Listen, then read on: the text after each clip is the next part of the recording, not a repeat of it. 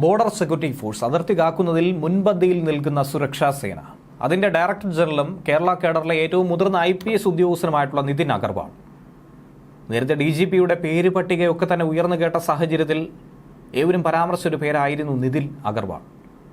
എന്നാൽ അദ്ദേഹം BSF director general കൂടി ആയതുകൊണ്ട് കേരളത്തിലേക്ക് വരുന്നില്ല എന്നുള്ള രീതിയിൽ വാർത്തകളും പുറത്തു വന്നിരുന്നു.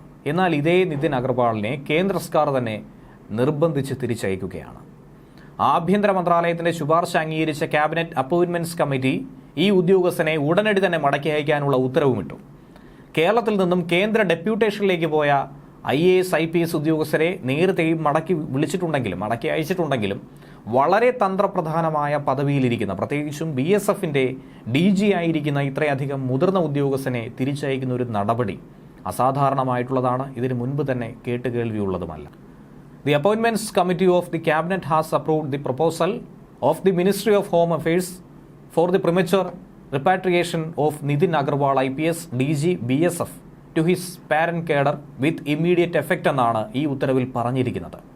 ഇദ്ദേഹത്തിനൊപ്പം BSFന്റെ സ്പെഷ്യൽ ഡയറക്ടർ ജനറലായിട്ടുള്ള YB ഖുറാനിയെയും മടക്കി അയച്ചിട്ടുണ്ട് എന്ന് മനസ്സിലാക്കാൻ കഴിയുന്നു. അദ്ദേഹത്തെയും സ്വന്തം കേഡറായ ഒഡീഷയിലേക്ക് DGP ആയിട്ടാണ് നിയമിച്ചിരിക്കുന്നത്.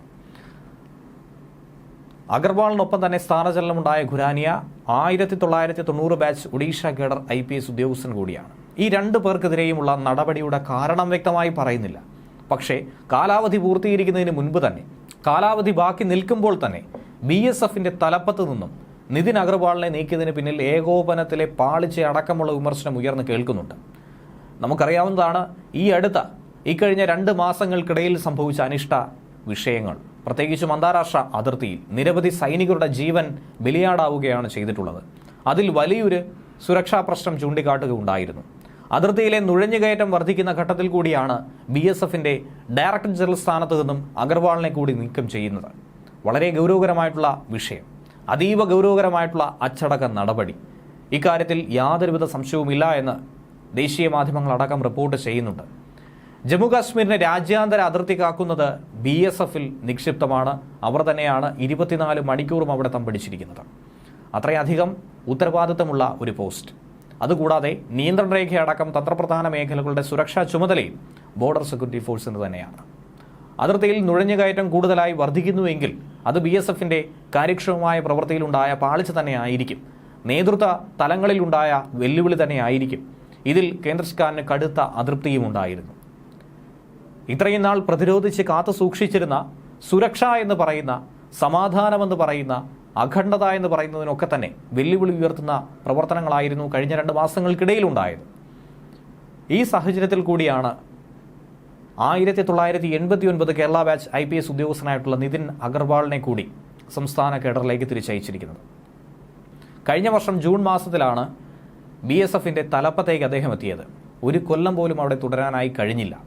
കഴിഞ്ഞ 2 തവണയും കേരളത്തിൽ സംസ്ഥാന പോലീസ് മേധാവിയുടെ തിരഞ്ഞെടുപ്പ് ആരായിരിക്കും അടുത്തത് എന്നുള്ള ചോദ്യം ഉയർന്നപ്പോൾ ഏറ്റവും മുതിർന്നയാളെന്ന നിലയിൽ നിതിൻ അഗർവാളിന്റെ പേരാണ് ഒന്നാമതായി ഏവരും ചൂണ്ടിക്കാണിച്ചത്. പക്ഷേ കേന്ദ്രത്തിന്റെ ഉന്നത പദവിയിലിരിക്കുന്ന ഒരു വ്യക്തി ആയതുകൊണ്ട് തന്നെ, ഡെപ്യൂട്ടേഷനിൽ പോയതുകൊണ്ട് തന്നെ ഒരു കാരണവശാലും തനിക്കിനി കേരളത്തിലേക്ക് വരാൻ താല്പര്യമില്ല എന്നുള്ള നിലപാടെന്നെ അദ്ദേഹം സ്വീകരിച്ചിരുന്നു. അതേ ഉദ്യോഗസ്ഥനെ തന്നെയാണ് കേന്ദ്രം മുൻകൈ എടുത്തുകൊണ്ട് കാലാവധി പൂർത്തീകരിക്കുന്നതിന് മുൻപ് തന്നെ നിർബന്ധപൂർവ്വം കേരളത്തിലേക്ക് മടക്കി അയച്ചത്. സേനയ്ക്കുള്ളിൽ അഗർവാളിന് നിയന്ത്രണമൊന്നും തന്നെ ഇല്ലായിരുന്നുവെന്നാണ് ഉയർന്ന ഉദ്യോഗസ്ഥർ പോലും വ്യക്തമാക്കുന്നതായി ദേശീയ മാധ്യമം റിപ്പോർട്ട് ചെയ്യുന്നത്.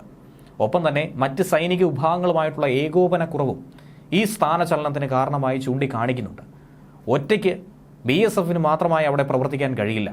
സൈന്യവുമായും സംസ്ഥാന പോലീസുമായും ഒക്കെ തന്നെ ഒരു ഏകോപനത്തിൽ മുന്നോട്ട് പോകേണ്ടതുണ്ട്. അതിലൊക്കെ പാളിച്ച സംഭവിച്ചതായി വിലയിരുത്തിയിട്ടുണ്ടാകാം. ഇതുപോലെ കാലാവധി പൂർത്തീകരിക്കും മുൻപ് സ്ഥാനചലനങ്ങൾ വഴി കേന്ദ്ര സർക്കാർ ശക്തമായ സന്ദേശം നൽകുകയാണ് എന്നുകൂടി ഏവരും ചൂണ്ടിക്കാണിക്കുന്നു. 2026 ജൂലൈ വരെ ആയിരുന്നു നിതിൻ അഗർവാളിന്റെ നിയമന കാലാവധി ഉണ്ടായിരുന്നത്. 2 വർഷം കൂടി ബാക്കി നിൽക്കെയാണ് ശക്തമായ താക്കീത് നൽകി കേന്ദ്രം മടക്കി അയച്ചിരിക്കുന്നത്. അസാധാരണമായുള്ള ഒരു സ്ഥാനചലനമെന്ന് തന്നെയാണ് ഏവരും ഇതിനെ വിലയിരുത്തുന്നത്.